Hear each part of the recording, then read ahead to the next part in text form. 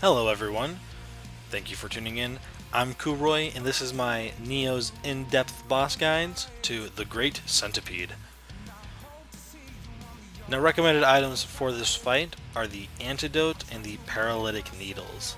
The antidote is important because of the gas that is poisonous throughout the entire map will be present here as well. And the Great Centipede does have a paralytic attack, so having those paralytic needles will be important for being able to survive the fight. Now unfortunately I did not have any anti-paralytic needles on me, so I'm sorry. The Great Centipede has 25,000 hit points, and I'm hard pressed to say that he has two phases, so I am just going to say that he has one because none of his attack sequences changes. He only changes in physical form ever so slightly. He has a couple of set attack moves. One is a charge, one is a ranged attack, and finally a body slam. Now the charge is easy enough to deal with. You'll just want to put your block up. I recommend doing this in mid stance as it is the most effective for blocking and it will use the least amount of ki.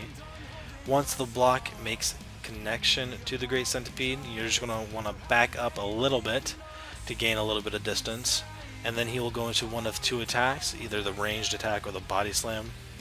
Now both of these initiations are done the same way. He's just going to roll his head back into the side.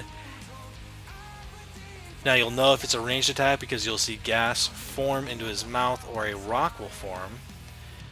He has three different forms of a ranged attack. One is the physical, one is a gaseous attack, and the last one is the paralytic attack. If it's pink, it'll be paralytic. If it's green, it'll be gaseous. And if it's a giant rock, it's going to be the physical.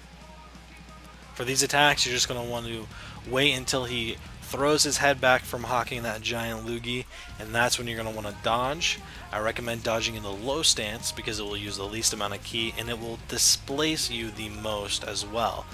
So this will get you the furthest away from your original position. If you're still having troubles, I recommend dodging twice just to get the most amount of distance. Now for the body slam, he's going to do the same motion, but you will see nothing really generate in his mouth. That's how you'll know he'll do a body slam.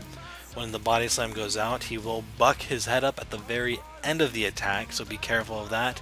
I recommend just running off to his side, attacking his head a couple times, and then backing off. Now after you dodge the ranged attack, the course of action I highly recommend is hitting R3 or your right thumbstick and disengaging the lock-on function. This will enable you to run past his head and go for his body segments. You're going to want to mainly focus on the sporus segments first until those are broken away. They have the light that does emulate from them, so it is very clear as to which parts of his body will break off.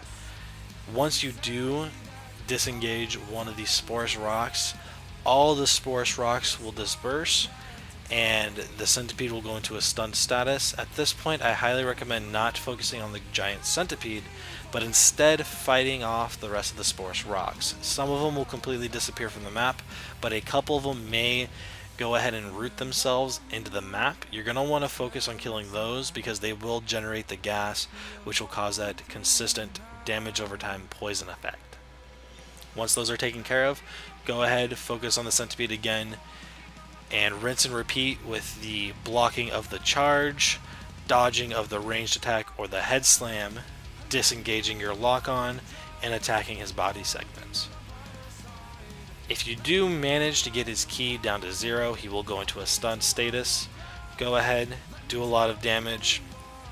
After he starts moving again, he will leave the map.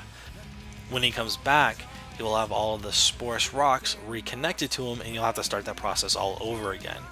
If you can avoid depleting his ki in this fight, it would be the most beneficial to you. Now this boss fight will feel tedious, from the disengaging of the lock-on, running out on him, attacking him, going straight into a block, and repeating that process until he's dead. But even the mightiest of trees will go down as long as you consistently swing the axe, so that's pretty much what you gotta do here. But luckily none of his attack moves vary that much, and he's very easy to predict. If you do that over and over again, before you know it, you will have conquered the Great Centipede and be able to move on and progress further into Nioh. If you found this guide helpful, please let me know in the comment section and let me know what I can improve on for my following videos. But until next time, happy hunting.